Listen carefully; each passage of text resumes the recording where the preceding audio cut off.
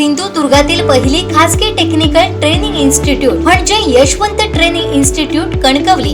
Institute मध्ये आपल्याला 6 महिने 2 महिने अशा 8 प्रकारच्या टेक्निकल कोर्सेसचं ट्रेनिंग दिलं जाणार। सर्वात महत्त्वाचं म्हणजे वरील सर्व कोर्सेसना ऍडमिशन घेण्यासाठी वयाची शिक्षणाची अट नाही। अधिक माहितीसाठी संपर्क ऑफिस 78 87 31 66 71 आणि 94 20 20 61 90।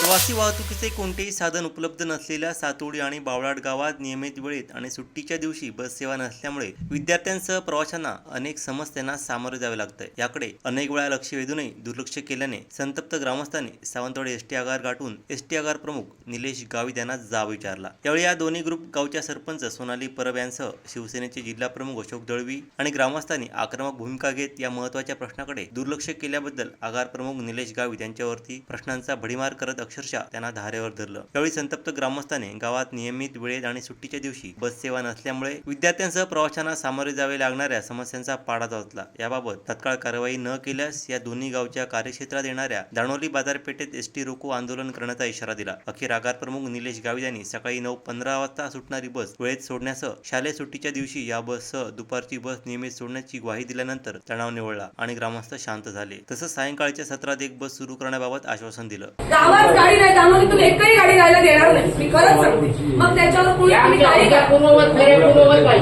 दानोलीत सगळे ग्रामस्थ 50-60 ग्रामस्थ घेऊन उभं राहिले, अजिबात गाडी जायला देणार नाही।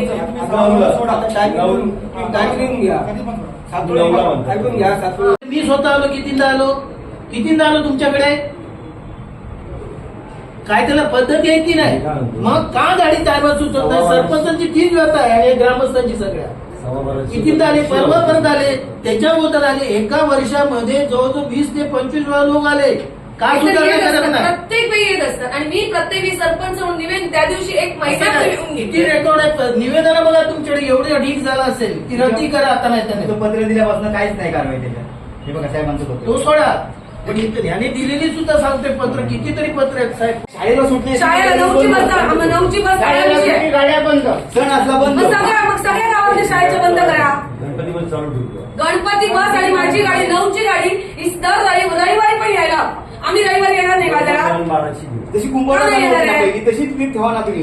संध्याकाळची 6ची बस पाहिजे आम्हाला, आणि ती बस जिथे ठिकाणी फिरवलात ना ती इकडे घ्या, काय गरज नाही, आमची गाडी आम्हाला हवी पाहिजे असं प्रत्येक वेळी। उद्या तुम्ही या गणपतीला आम्हाला हवे आहे, ओके। मला सप्टेंबर हा 1 महिना जाऊ दे, ऑक्टोबर पासून संध्याकाळची गाडी मला हवी आहे।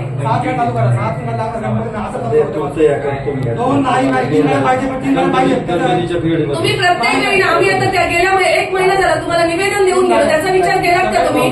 शांतपणे आम्ही केलं, प्रत्येक वेळी शांतपणेच असं नाही हो। तुम्हाला काय झालं माहितीये, जे कल्ला काढतात त्याला तुम्हाला दिसतंय, आम्ही सिंपल सांगितलं म्हणून तुम्ही घेतला नाही।